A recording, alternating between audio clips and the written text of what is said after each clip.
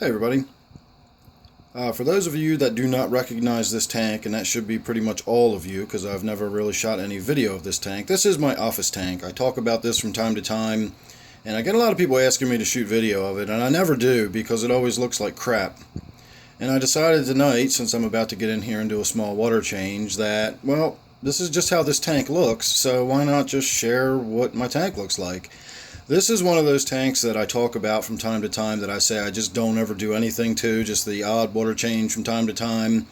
And that's pretty much it. The last time I did maintenance on this tank was about 2 weeks ago, maybe 3 weeks ago. And I really did actually do some maintenance on it that time. That's what actually got me thinking about shooting a little bit of video here. The Black Beard Algae and cyanobacteria was just all over everything. This fern here, this Java fern, was really overgrown, and it was just so thick and covered with mats of the green cyanobacteria.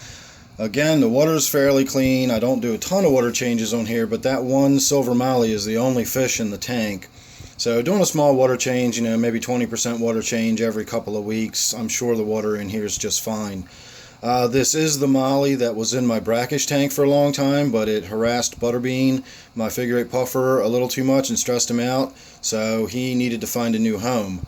So again, a shining example of how you can take a fish from brackish water, as long as it's a euryhaline fish, and you can put it directly into freshwater, because that's exactly what I did with this. I scooped it up in a net down in the basement, and I didn't even put it in a container. I literally carried it upstairs in the net very quickly and plopped it right in this freshwater tank.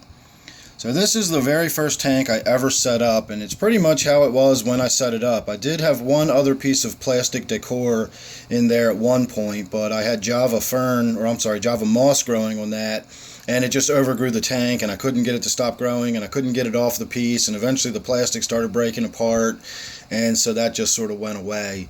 And the only thing that's left from the original decor is this fairly common plastic cave that so many people have, and it serves its purpose, and it looks okay. It's one of the very, very few artificial pieces I have in any of my tanks.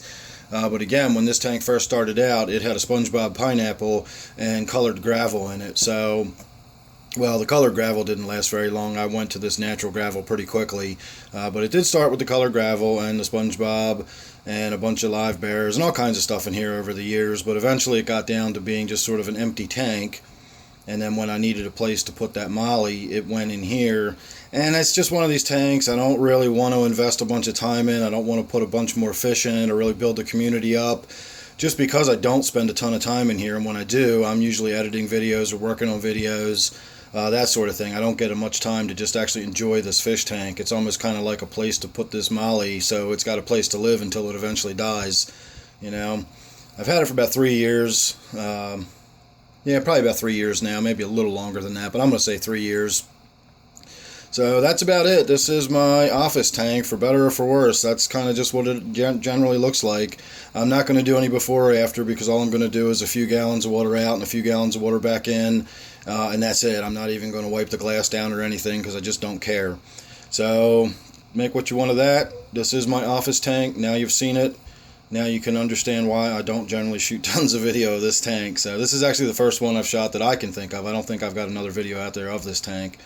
So thanks for watching this one. Please subscribe if you're not already. You never know what you're going to get. I do have a couple other tanks that I rarely shoot video of, plus of course all my tanks in the basement that I always shoot video of, and you don't want to miss any of it. So please subscribe. Thanks for watching this one, and I'll see you real soon on the next one.